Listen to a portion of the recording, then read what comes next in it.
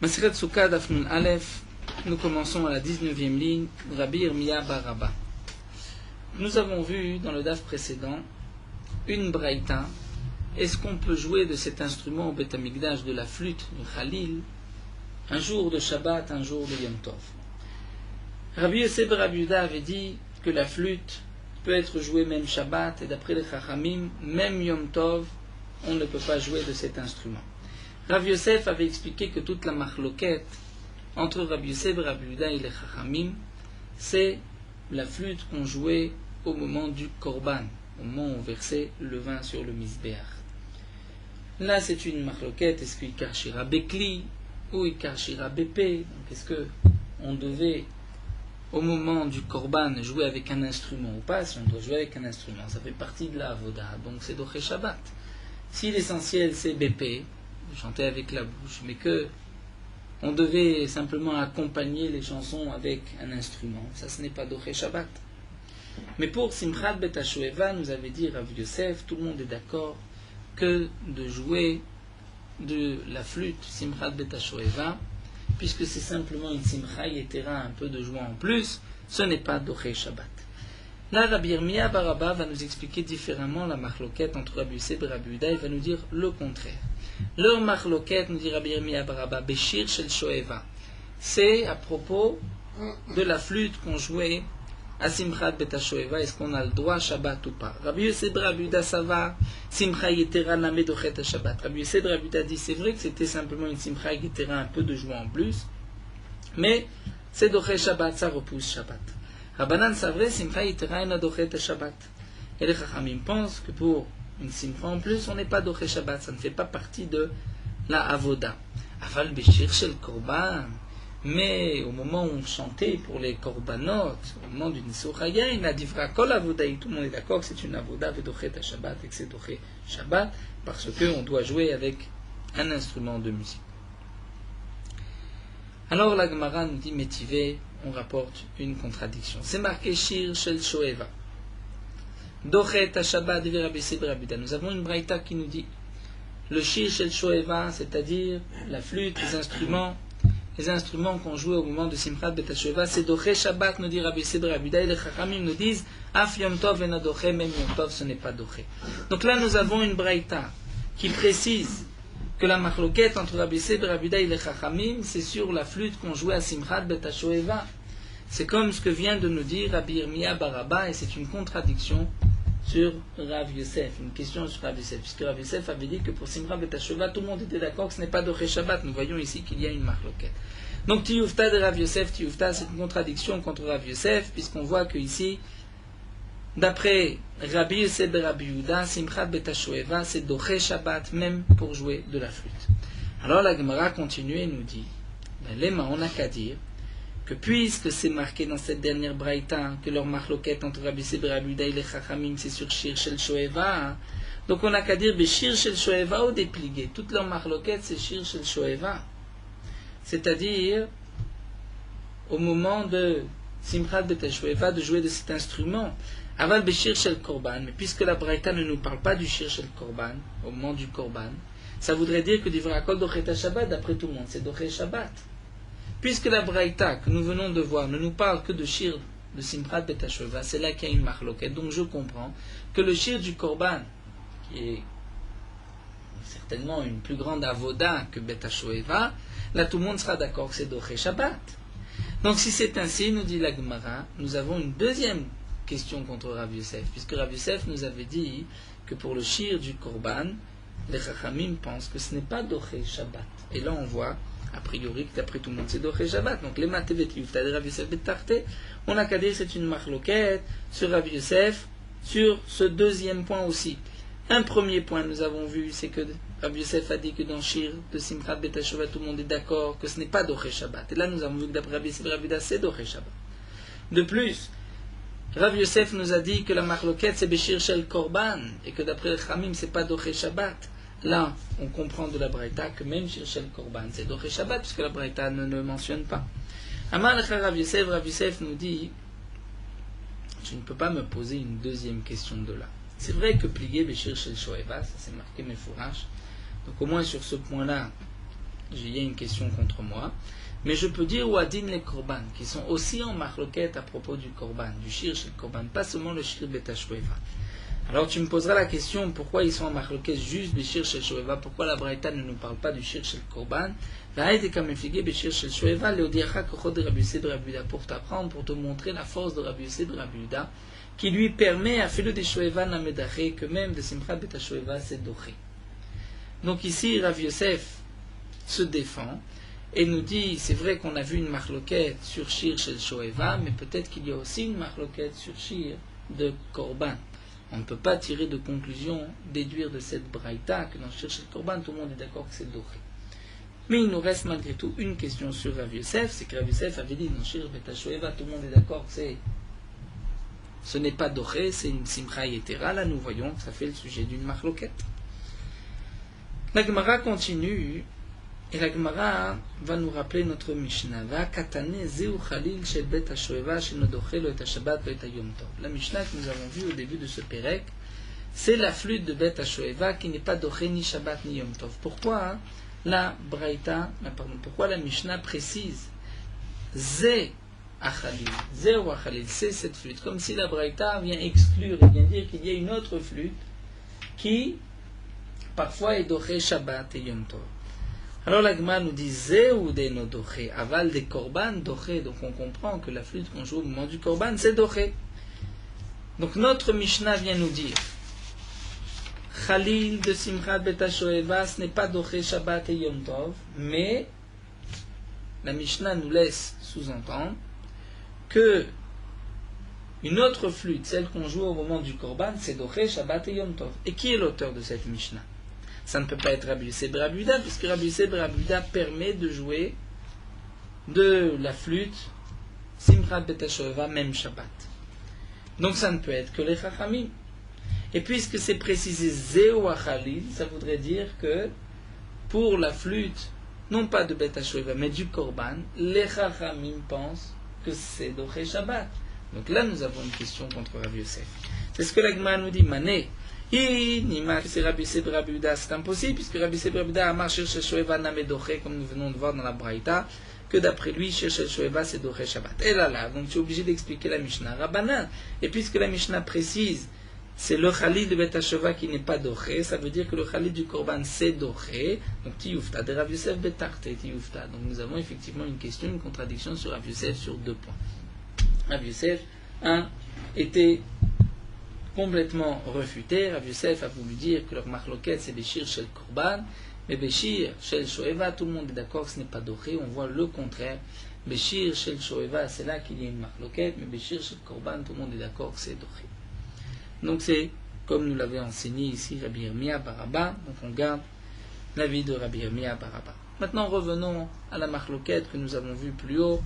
Est-ce que Ikar Shira BP ou Ikar Shira Bekli? Est-ce qu'il faut chanter avec un instrument au Beth Amikdash, où on peut chanter sans instrument, et l'instrument vient simplement accompagner la Shira? La Gemara nous dit Maïtama, quelle est la raison de chacun? Quelle est la raison de Mandamar Ikar Shira Bekli? Dirtiv. La Gemara répond parce qu'il y a un passouk, c'est marqué.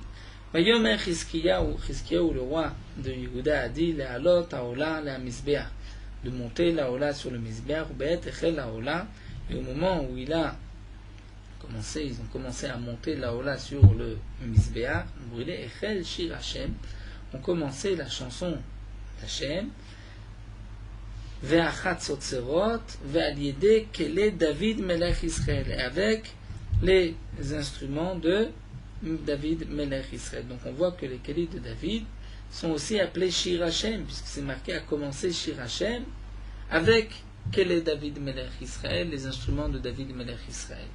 Donc le Shir, c'est aussi avec un instrument. La Gemara continue. Maïtama demande à Amar Ikar Shira BP. Quelle est la raison de celui qui dit que Ikar Shira c'est seulement BP, sans instrument? Dirtiv, il y a un autre pasouk dans Divrei Yamim qui dit Vayi Ke'echad. Ce fut donc comme un seul en même temps, les Mechatzerim et les Meshorim. Mechatzerim, c'est ceux qui sonnaient des trompettes, Meshorim, ceux qui chantaient. Les Hashmiya Kol Echad, pour faire entendre un seul son. Donc on voit dans ce pasouk, nous explique Rashi, les Mechatzerim et les Meshorim, ici on ne parle pas d'instruments. C'est vrai qu'on parle de trompettes, nous dit Rashi, mais les trompettes c'était des tkiyot, ce n'étaient pas des chansons. Donc on voit que pour les chansons, on ne mentionne pas les instruments. Donc l'essentiel de la chanson, c'est BP sans instrument. Alors la Gemara va dire Vedach Name. Mais on peut quand même dire, lui poser une question, tu dis que c'est BP, mais pourtant, dans le premier passouk actif, Vayomer Chizkiyahu, et on voit que là-bas, il y avait des instruments de musique, et c'est appelé Shir Hashem, Arikama, Echel Shir Hashem, BP, Aledekli David Melech Israël, Besume Kalak. En vérité, on va expliquer le passouk. Ils ont commencé à chanter avec la bouche, mais ils ont associé les instruments de musique, les Besume Kalak pour rendre agréable, pour accompagner les chansons.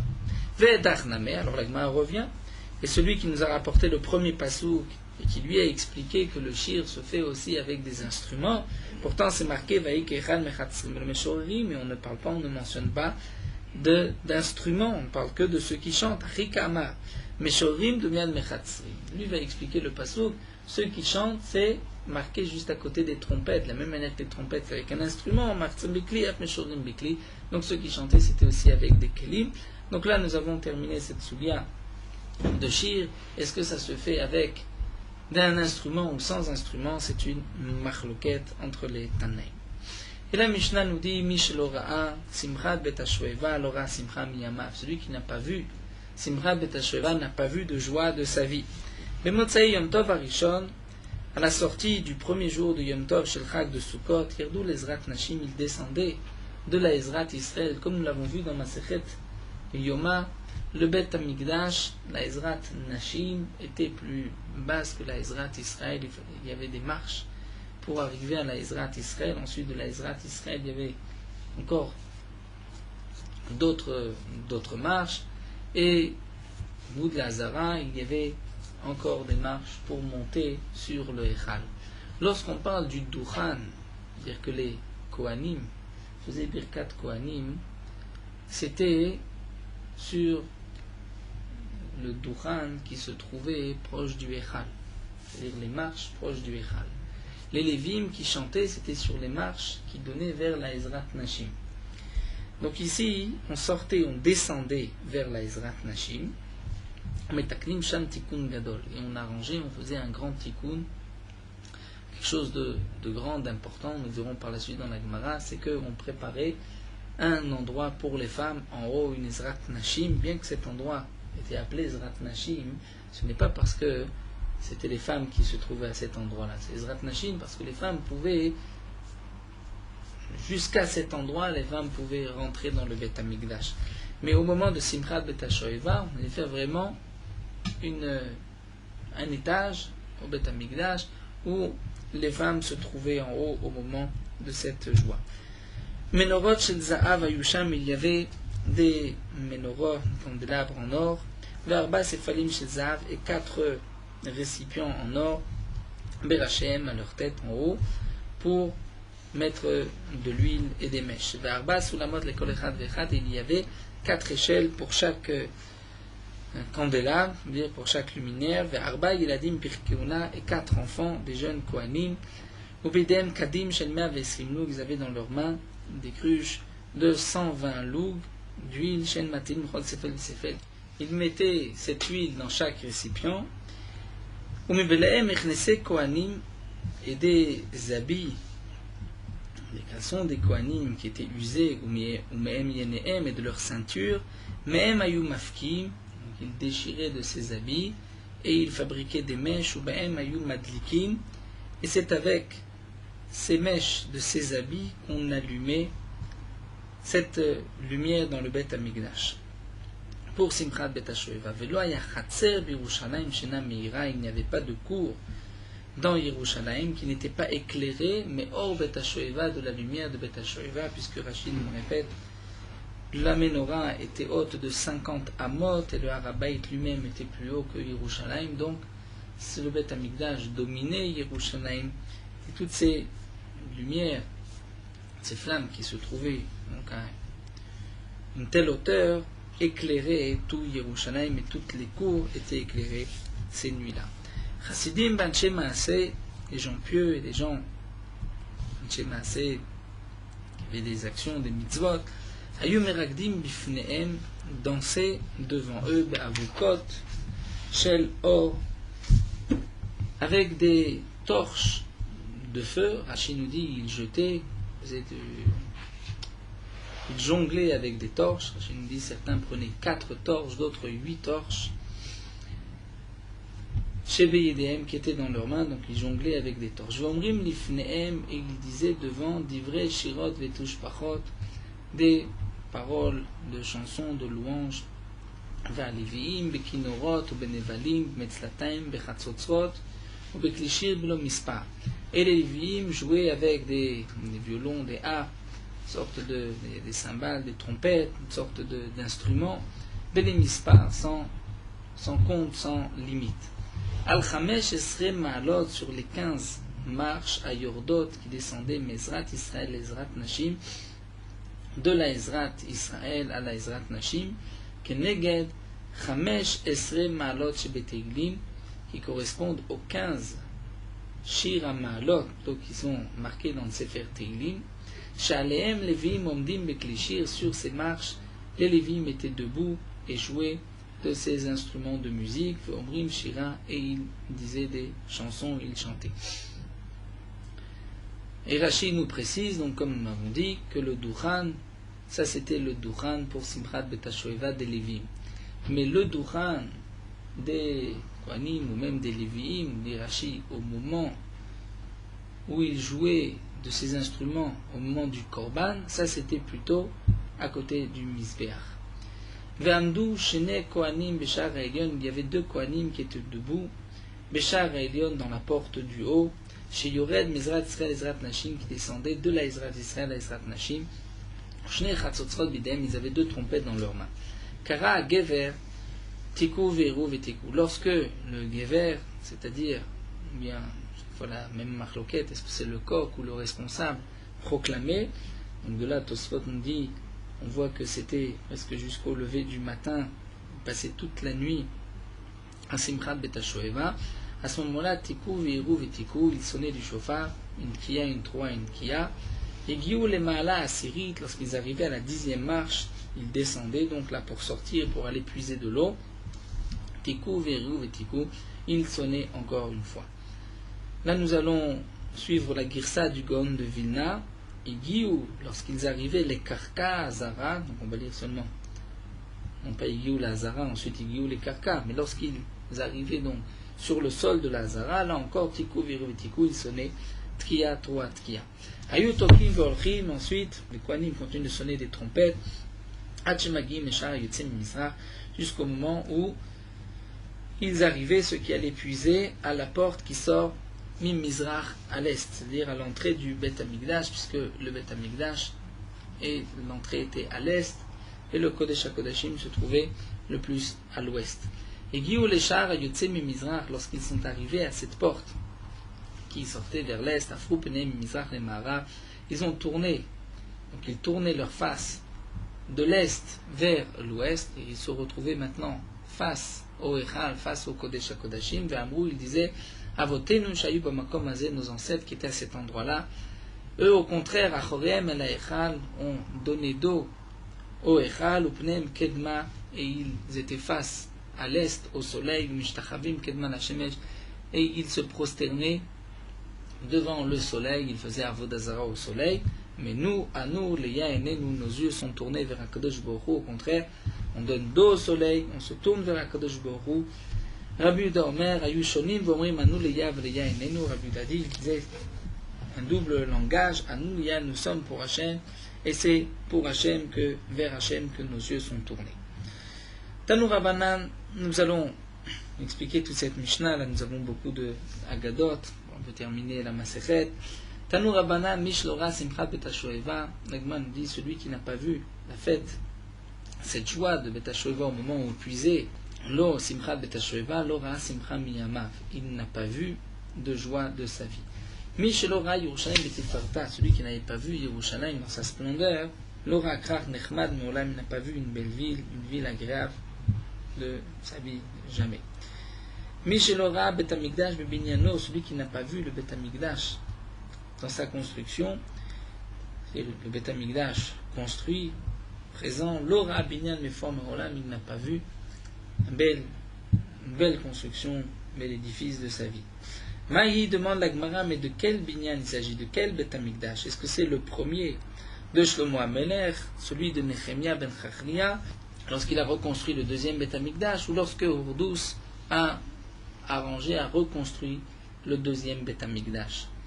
Le Maharsha explique qu'en vérité le Tana n'a pas pu voir le premier Beth Amikdash de Shlomo. Le second qu'a construit Nehemia au retour de l'exil était moins beau que le premier Beth Amikdash, comme c'est marqué dans le Nach.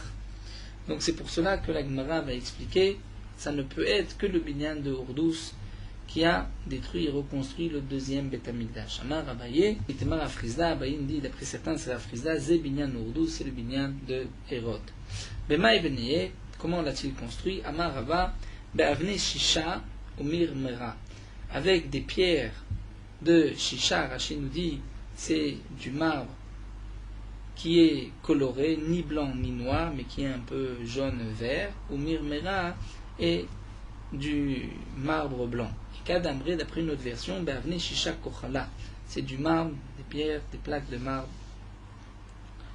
bleu, ou mirmera, et des plaques blanches.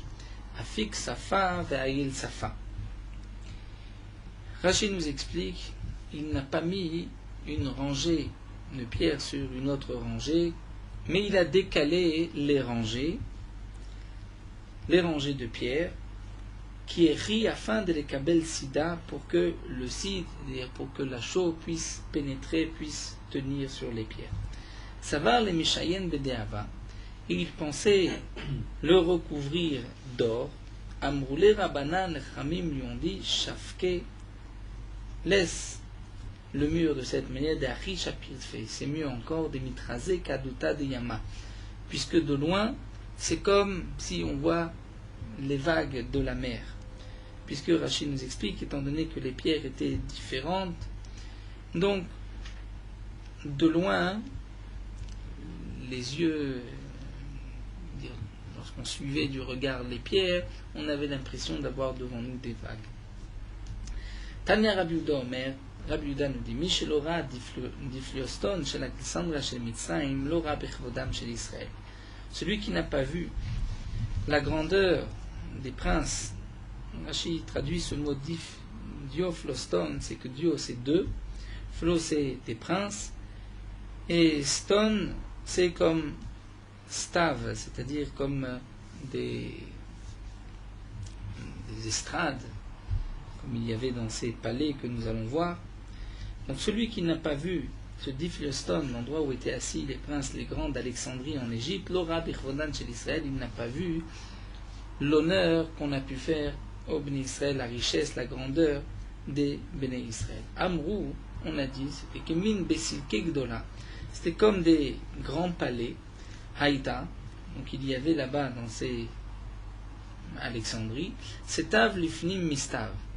Il y avait une estrade à l'intérieur d'une estrade. Stav, c'était aussi des rangées de piliers, des estrades. Après une version, il y avait Pamim Shayusham Shishim Ribo Keyotse Mitzrayim.